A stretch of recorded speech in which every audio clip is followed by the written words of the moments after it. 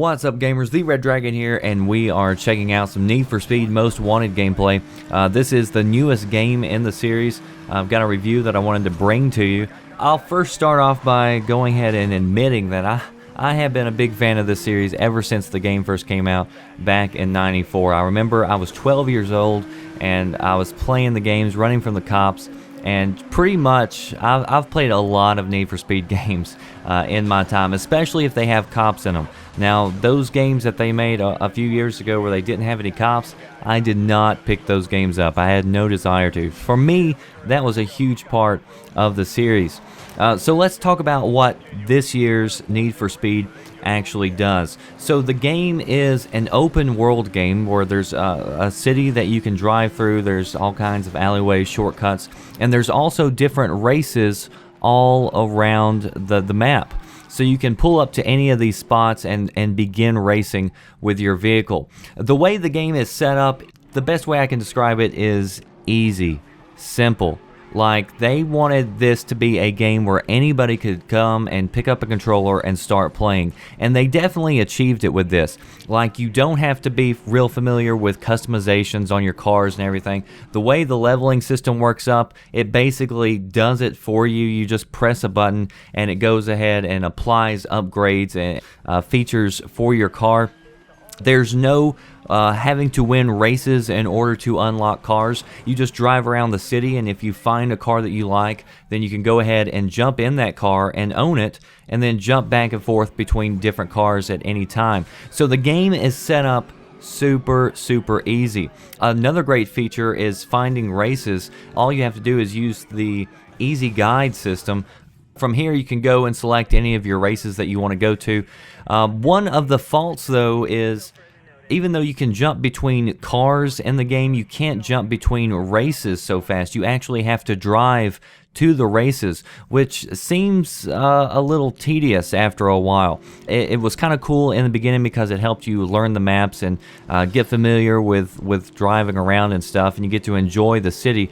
But after a while, you just want to go and race. And sometimes you may go to a race that's 4 miles away, or you might select one that's, less than a mile away, so you just never really know. So it would be nice to be able to jump to those particular races if you're wanting to just go ahead and jump into some action.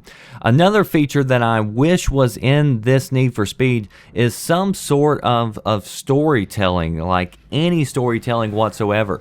The way the game's set up is there are 10 most wanted cars, drivers that you're trying to race and eventually take out and steal their cars. So the ultimate goal is to become most wanted driver, but like every time you get ready to go into these boss battles, is what I'll call them, there's no story to tell you anything about the racer or anything about you, why you're doing this. It's just like you just go and it's just checkpoint after checkpoint after checkpoint. So this is really a game with no storyline whatsoever.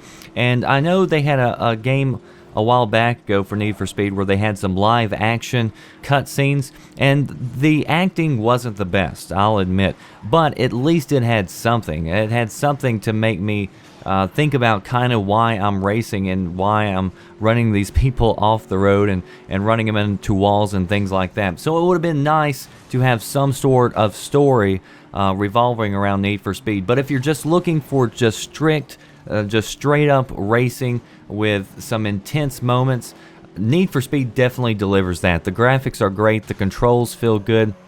Again, it is set up to be super easy though. Take for instance, wrecking. Wrecking in the game does not cause anything except visual effects, but your car still runs at full pace, whether you've got a crinkle on your rooftop or not, So the cops do come after you, and like I said, in Need for Speed, cops were a big part of the reason why I love this game, so I was looking forward to getting into some good chases. This particular game doesn't seem like the cop chases are as intense as in past games. Like, it really seems like it's not too much of a challenge or trouble to, bring on a lot of heat and then still managed to get away. So I think it took me like 2 tries before I maxed out my heat. I got everybody on me. They don't have helicopters or choppers following you like they've done in past games. They've just got bigger vehicles that come after you. But after a while, it's just like it still was a little too easy, it felt like, in order to get away from the cops. So I wish that was a little bit more challenging.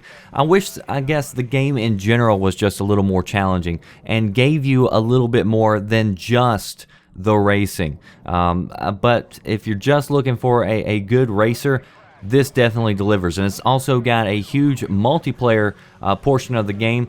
I haven't really tested that out, so I just wanted to give you my review strictly based on the single player campaign, because that's what I've really always enjoyed in Need for Speed games. But I do hear that this one's got a good multiplayer. But the campaign, it's good, but it's not outstanding. There could have been a little bit more to the game, but still overall a good freaking racing game. So that does it for me, the Red Dragon. I want to point out that this review was brought to you in part by G2PO. They hooked me up with a review copy of the game. I really appreciate them doing that. And it was also brought to you in part by Gamersgate.com, where you can download games anytime, anywhere. So that does it for me, the Red Dragon. Be sure you check out the links in the description to subscribe, follow me on Twitter and Facebook and all that other good stuff. I'll see you next time. Thanks for watching.